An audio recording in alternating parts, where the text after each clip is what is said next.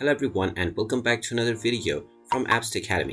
In this video, I'm going to show you how to add your vanilla gift card onto your Uber Eats account. So let's get started right away. First of all, open up your web browser and then in the address bar type in ubereats.com and press enter.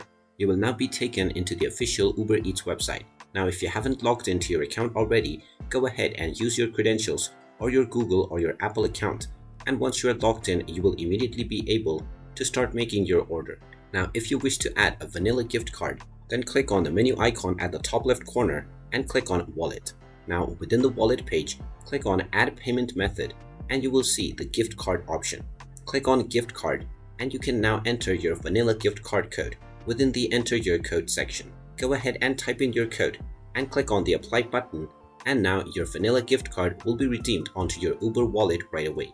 And there you have it. That is how easy it is to redeem your vanilla gift card onto your Uber Eats account. If you find this video helpful, make sure you hit that like button and subscribe to our channel if you haven't done so already. Also ring that notification bell to never miss another update from us. Thank you for watching and I will see you again in the next video.